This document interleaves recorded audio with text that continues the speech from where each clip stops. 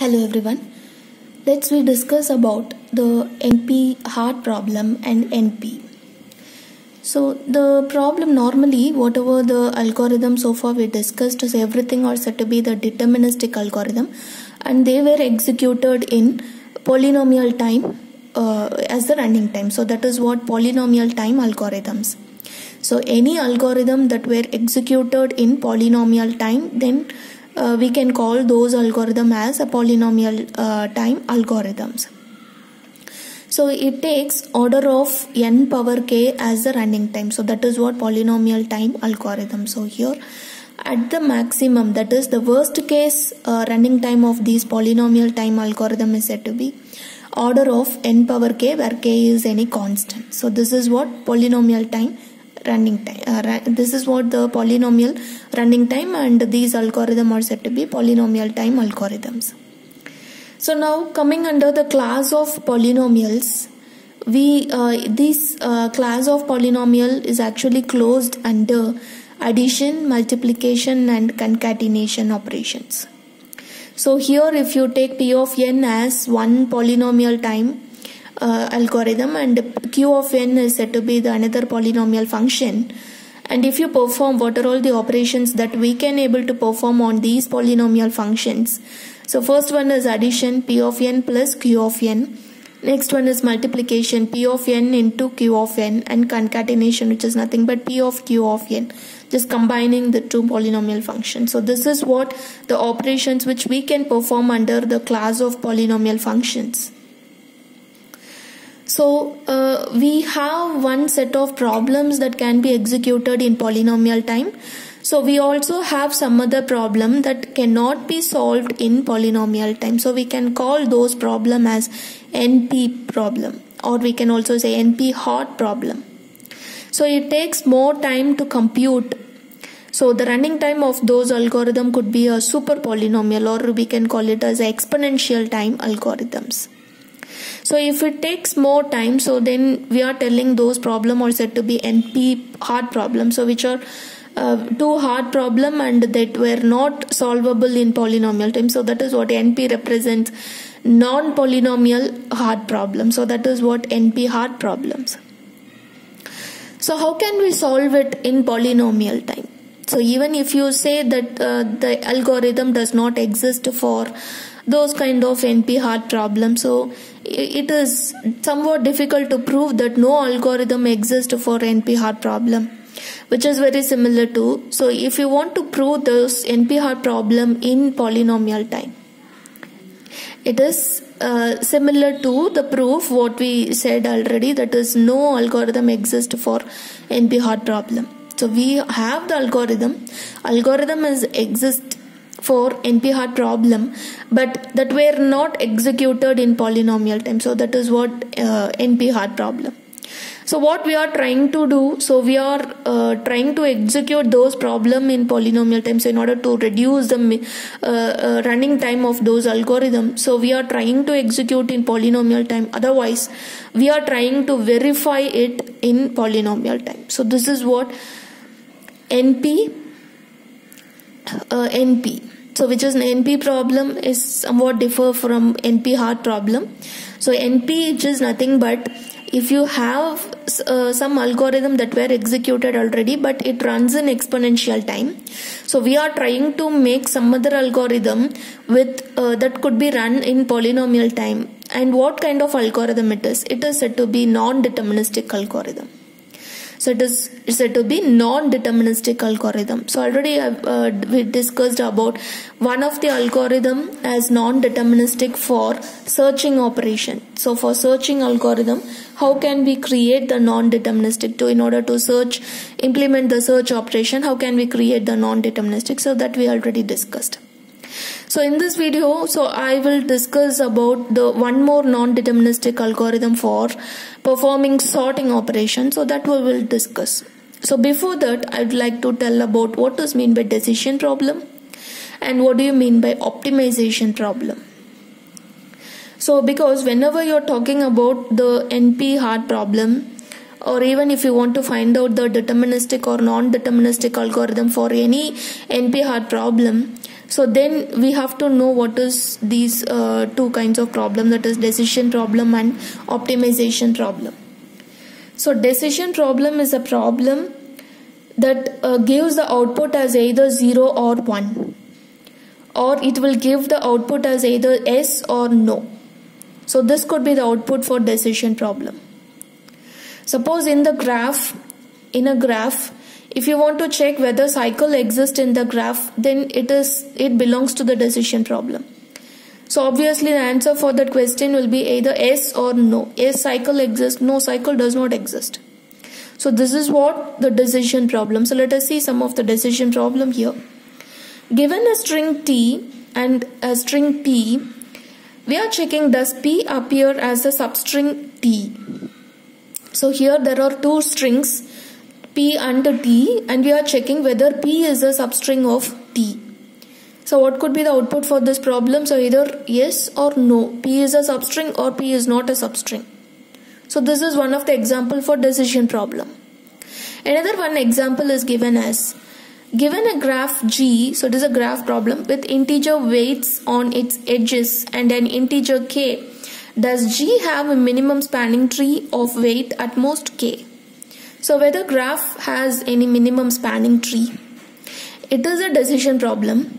We can also call the same problem as an optimization problem. Yes, there is a relation between the decision problem and the optimization problem. So how can we say this could be an optimization problem? And what is optimization problem? So optimization problem, which is nothing but it will produce the output either in a maximum or in minimum.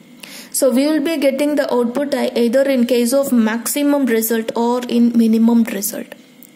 So you can find the minimum spanning tree. So how can we find the minimum spanning tree? So in order to maintain the minimum edges whatever we have in the graph, so we need to consider only those edges. So that is what the concept of minimum spanning tree. So do we have the spanning tree in the graph? Do we have the minimum spanning tree in the graph is said to be a decision problem as well as the optimization problem, because we are finding out the minimum spanning tree, not simply a spanning tree. Okay. So this example will be given for both decision as well as the optimization problem. So there are some other example or some other problem which tells about how we have the problem that actually belongs to P class and some other problem that actually relates to NP class. So we have some problems, or like Turing's halting problems. It is a familiar problem, and this problem is also said to be an NP hard problem. Otherwise we can also say it is an NP complete. So I'll tell about what is NP complete later. So the problem that can be solvable in polynomial time, so we can call it as a tractable problem. If it is not solved in polynomial time, then we can call it as an intractable problems. Otherwise we can also say these are easy problem and these are hard problem, right? So if you take the example as a graph problem, so which is used to find out the shortest path in the graph, so it runs in polynomial time. Suppose if you want to find out the longest simple path that were available in the graph, so it will execute. So this produces the result in exponential time, not in polynomial time. So which is very hard to find out the longest path. So it will execute in exponential time. So it takes more time to give the output. So we can also compare other two problems. One that will be executed in polynomial time. The other problem will be executed in non-polynomial time. So you can take Euler tour, which is used to find out the Euler path and Euler cycle in this given graph. So it will run in only polynomial time. Say for example O of E is the running time for this. So that is number of edges, where E is the number of edges. So in order to find out the Euler cycle that will exist in the graph, so it runs in polynomial time. Whereas if you go and check it with the Hamiltonian cycle, so with the Hamiltonian cycle, so this is all somewhat related to the Euler tour, Euler cycle, but this problem will be executed in non-polynomial time. So we will discuss each and every problem one by one, okay? Another problem which we have the relationship between the P class and the NP class. So NP hard problem. So this problem we can call it as a P problem and this one is NP problem. So 2CNF satisfiability problem that runs in polynomial time, so we can call it as a P problem, whereas 3CNF satisfiability, so the number of variables what we are using in order to solve this problem is nothing but 2CNF. We are using only 2 variables. If you use 3 variables for solving the same problem, it takes more time, so it will not be executed in polynomial time. So these are said to be NP hard problem.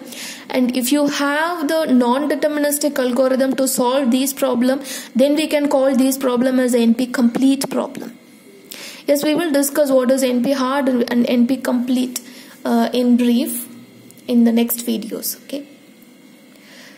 So now we will see what is the non-deterministic algorithm for solving the sorting operation or sorting problem. So already we discussed this problem, how we have solved using non-deterministic, that is searching problem. So now coming to this algorithm, so here this is a non-deterministic in order to solve the sorting operation. So here we have the algorithm n sort of array, and the array consists of n number of elements. For I equal to 1 to n, do b of I equal to 0. So we have one more variable, array variable, and it has been initialized with 0. And we have another for loop for I equal to 1 to n, j equal to choice of 1 comma n. So what is the meaning of this j? So this j value is equal to choice of 1 comma n, which means choice is represents the some function call. So here we have function, so we have called it, and by passing these arguments, and whatever the result you are getting from that function, so that will be stored in this variable. So usually if you write any non-deterministic algorithm for any problem, so you should choose these 3 functions. So first one is the choice, and the next one is signal. 2 signals are said to be the success and failure. So if it produces the final output, then it will be nothing but a successful completion, and if it not produce the final output, then it is nothing but a unsuccessful completion, which is a failure one. So failure represents that the operation has not been done. It is not like that. Operation has been done, but whatever the inputs are based on the input variable, it is not producing the output. So that is what the meaning of that failure signal. So here we are checking j equal to choice of 1 to n. If b of j is not equal to 0, then failure. So what is the meaning of it? So here already we have assigned it as 0, and whatever the variables, so whether it is actually belongs to this b of this array variable, then it will call the signal called failure signal. Now we are just assigning a of j to b of j, which means whichever the array variable, so we are just assigning all those variables to this another array variable, that is b of j. For I equal to 1 to n minus 1, so if b of I is greater than b of I plus 1, then failure. So we are just performing this sorting operation. So if we are not performing here, so we are just checking whether the first variable is greater than second variable. So if it is not sorted properly, if it is producing the incorrect output, then it will lead to the failure. Otherwise, it will display the final output as whatever the variable values we have under b array variable. So all those values will be displayed as it is success. So it will lead to the successful completion of this algorithm. So this is what the non-deterministic algorithm which we have for solving the sorting problem. And what is the running time of this algorithm? It will take only order of n. It will take only order of n as the running time. So previously we have the deterministic algorithm to solve this sorting operation. So which we have the best sorting algorithm, that is merge sort. So it will take only order of n log n. Order of n log n as the running time. So here we have reduced it with the help of non-deterministic algorithm. So this is why we are using the non-deterministic algorithm in order to reduce the running time of any algorithm which we have executed already. Okay. So next session we will discuss about what is NP completeness and what could be the relationship between P and NP, and one specific theorem which we want to discuss, that is Cook-Levin theorem. So everything we will discuss in the next session. Thank you.